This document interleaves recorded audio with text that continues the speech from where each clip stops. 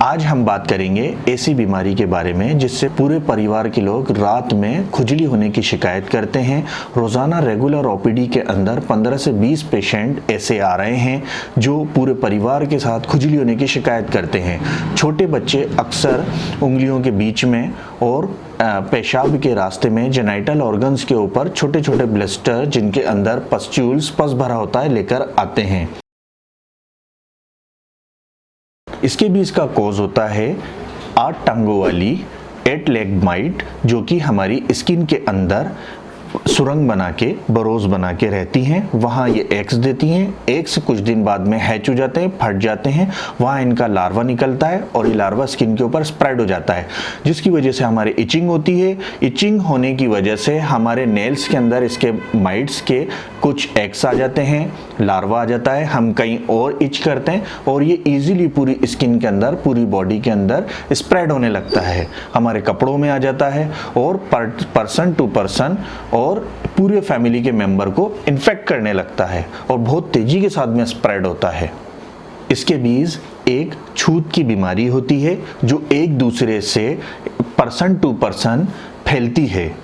खास तौर से ये इन लोगों में होती है 5 साल से छोटे बच्चे, स्कूल जाने वाले बच्चे या बुजुर्ग लोग जो घर में रेगुलर नहीं नहा पाते हों, अपनी साफ सफाई नहीं कर पाते हों, या HIV पेशेंट या इम्यूनो कॉम्प्रोमाइज पेशेंट या हॉस्पिटलाइज पेशेंट और जो लंबे समय से बीमार हो ऐसे व्यक्ति।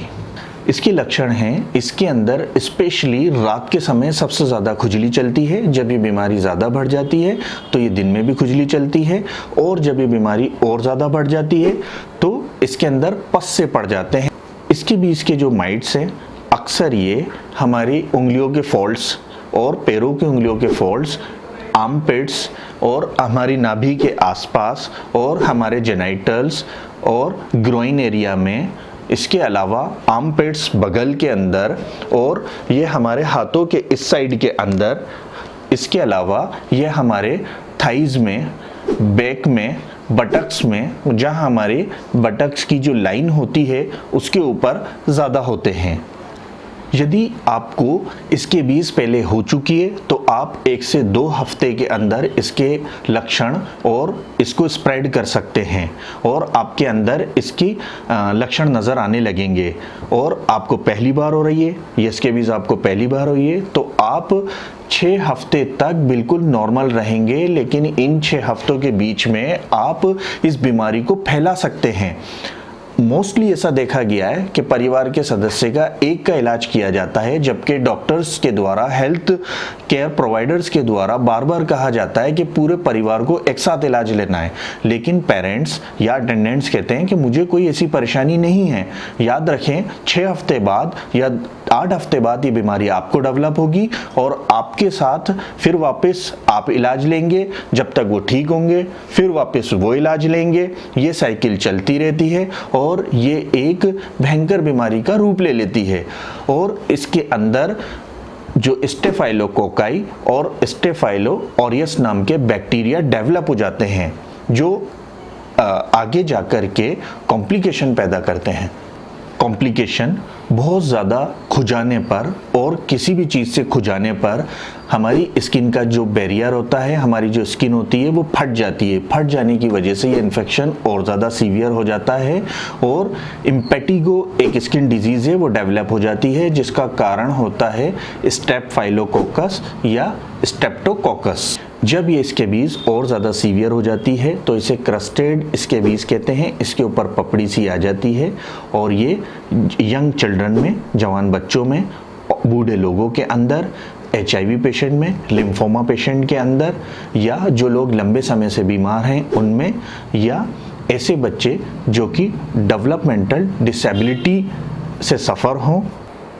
जब ये इसके बीच क्रस्टेड हो जाती है तो ये बहुत ज़्यादा तेज़ी के साथ में पूरी बॉडी में फैलती है और बहुत ज़्यादा नुकसान पहुंचाने वाली होती है। ये स्केली हो जाती है। इसका इलाज करना बहुत ज़्यादा मुश्किल हो जाता है। जब ये पहले जब क्रस्ट नहीं होती है तो इसकी 10 से 15 माइट्स होती हैं, जो कि बहुत 7 दिन के अंदर ट्रीट कर सकते हैं। लेकिन जब ये स्कैबीज हो जाती है, ये क्रस्टेड स्कैबीज हो जाती है, तो इसमें लाखों की तादाद में माइट्स होते हैं जो कि करोड़ों अंडे देते हैं और पूरी बॉडी के अंदर तेजी से फैल जाते हैं, और ये कई सारे हमारी बॉडी में इन्फेक्शन पैदा करते हैं, और इसको ठीक करना बहुत आसान नहीं होता। इसके लिए बहुत डॉक्टर को भी और पेशेंट को भी बहुत मेहनत करनी पड़ती है। इसके बीज से हमें और लोगों को कैसे बचा सकते हैं? जिन व्यक्तियों को इसके बीज हो गई है वो याद रखें, इसके जो माइट्स हैं वो गर्मी से मरते हैं, तो हमें सारे कपड़ों को, चादरों को और बेडशीट्स को, टॉवल्स को गर्म पानी करके, डेटॉल डाल करके और या डिसइंफेक्टेंट को इस्तेमाल करके उनको आधे घंटे के लिए भिगोना है। फिर उनको हमें वॉश करना है। वॉश करने के बाद उन्हें 4 से 6 घंटे धूप लगाना है, और इनको सबको प्रेस करके पहनने के कपड़ों को प्रेस करेंगे। इसके अलावा हम अंडर गारमेंट्स हमारे, इन्हें उल्टी साइड से भी प्रेस करके हमें पहनना है। याद रहे, हमें रेगुलर और रोज़ाना ये करना पड़ेगा। हमें 3 हफ्ते से 4 हफ्ते तक ऐसा करना पड़ेगा।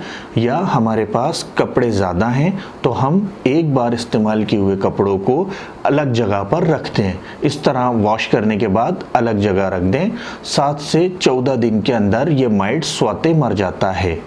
हमारे घर में कुछ ऐसी चीज़ें होती हैं, टेबल या प्लास्टिक की चीज़ें, या जिनको हम वॉश नहीं कर सकते, ऐसी चीज़ों को यदि हम धूप लगा सकते हैं, या हम उनको घर में हमारे गैराज में या उनको छत पे या ऐसे स्टोर रूम में उनको रख दें, ताकि हम 10 से 15 दिन 20 दिन उनको इस्तेमाल ना करें।